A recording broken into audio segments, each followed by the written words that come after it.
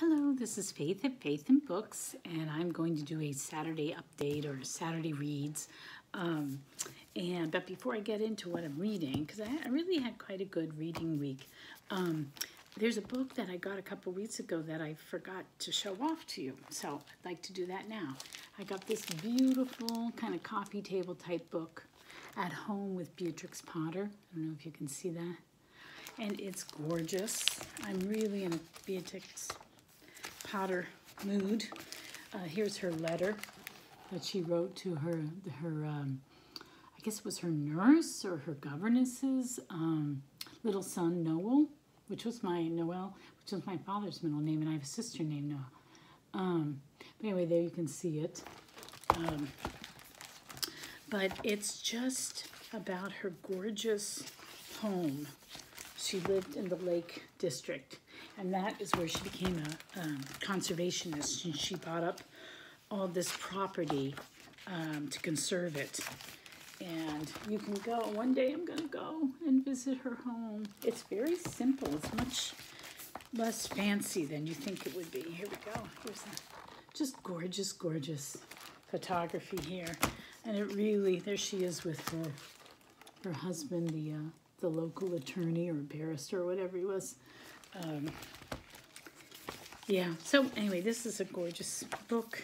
And they show, like, so here's an illustration. I think that was the, what was that one? The roly-poly pudding or something. You can see there. And then that's what her house looked like. So she was painting, she was using her own house to paint the scenes from her stories. Really, really lovely book. So I'm quite pleased with it. And we go outside in the garden, and here she is.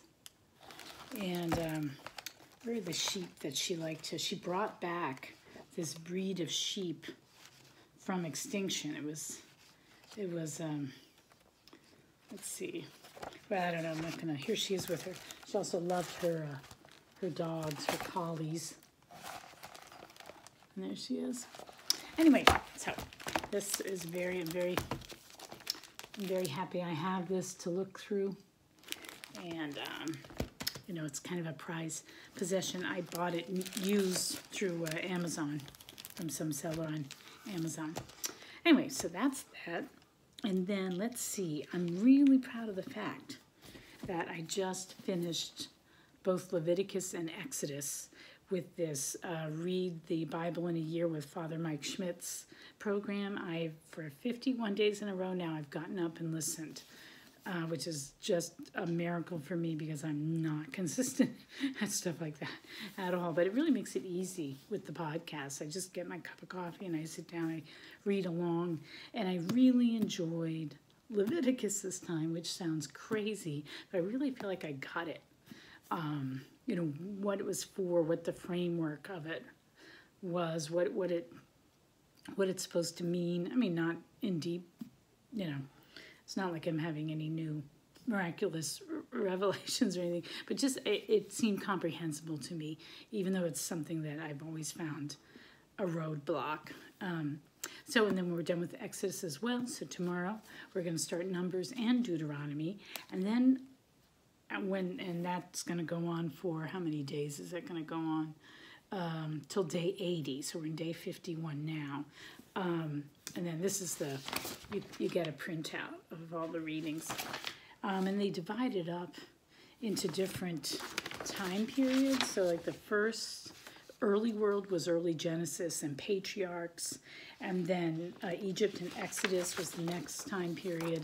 And now we're going to go into desert wanderings. And that's Numbers, Deuteronomy, and a lot more of the Psalms. So we're reading the Psalms all along. So, or praying the Psalms. So anyway, so that is such a satisfying thing that's going on in my life right now. I'm really, really happy about that. Kind of tied to that is that every weekend, either Friday evening or sometime on Saturday, my husband and I have been reading from this book together. And I really love Rabbi Sachs, who passed away, sadly, just a few months ago. But this is really, really lovely, too. So very thought-provoking. And it's nice for me as a Catholic to see a little different interpretation of the Old Testament, which makes it really interesting. So yeah, I recommend this as well. And then since Lent started on Wednesday, I started reading this again with a group, Fratelli Tutti, on fraternity and social friendship. It's just so powerful, really powerful. So it's really inspiring. So after I listened to my Bible, I've been going and reading the next 8 or 9 passages. You can see every paragraph is numbered. So I'm just doing about 8 or 9 paragraphs each day. So really, really good stuff, really good for the soul. And then for reading, just reading books, I'm still doing the Brothers Karamazov. Someday I'm going to learn how to pronounce that.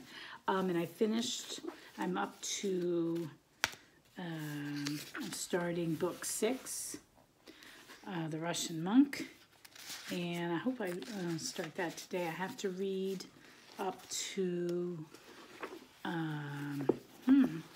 chapter 4 of, what's the next book? Next is part 3, book 7, Alyosha. So I have to read up to that by February 25th. So I only have a few days, right? What's today? The 20th? Is today the 20th? So I better get moving on that. But I do like the way this read-along has broken up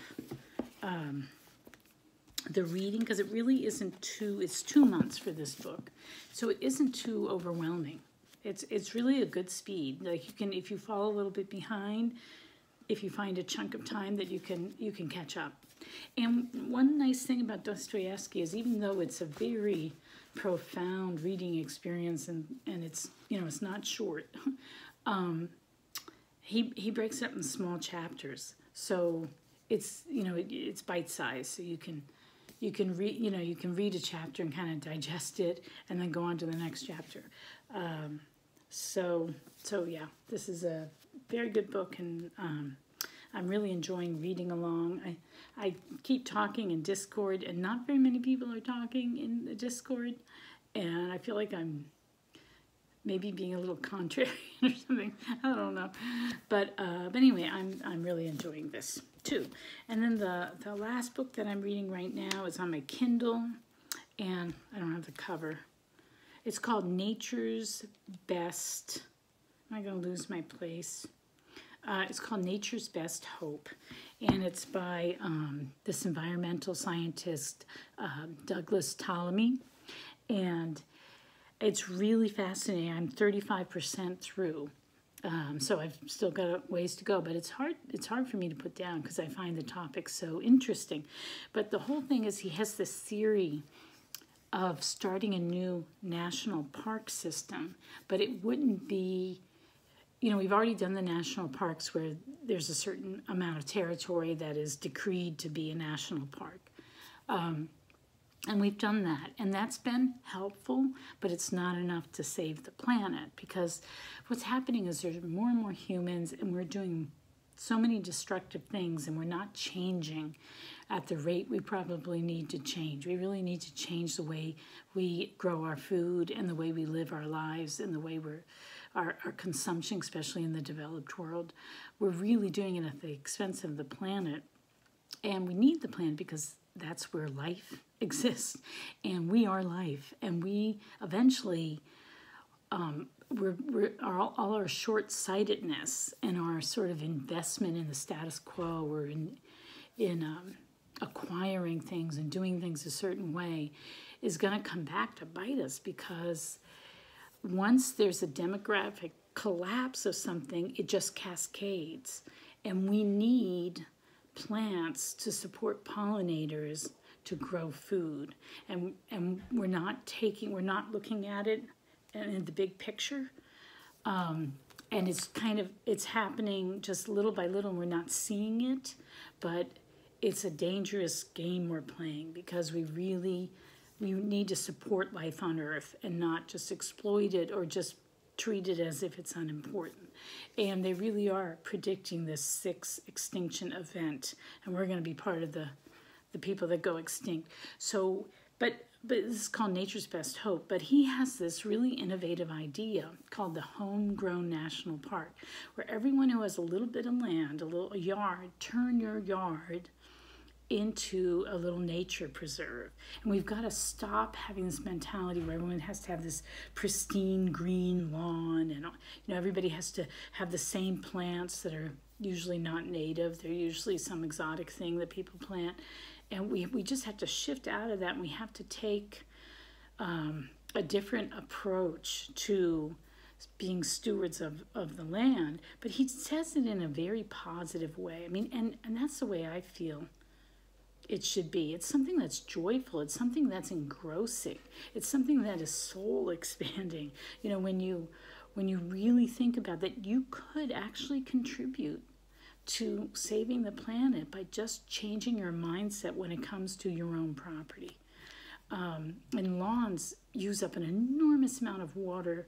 There is so much land. I think it's like, I forget what he said, like all the land, all the lawns and like the green. Wait, I'm making a video. I'll hurry up. So anyway, now I lost my thought. But anyway, we have so much lawn that is really destructive. The way we have to maintain lawns requires so many pesticides, and it's not a good carbon sink. And it doesn't support life. And so we need to change that. We really need to change our cultural mindset to do something positive, but it could be a really joyful, positive thing for us all to do as a culture.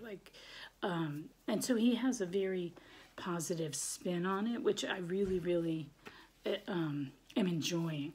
I don't agree with everything he says, but on the whole, I am finding it very inspirational. So that's Nature's Best Hope by Douglas Tallamy. Okay, I better go because my husband wants to get into the bedroom and I locked the door. So I will talk to you later, and I think I might make another tag tomorrow and put it up on Tuesday. But anyway, that's neither here nor there. So take care.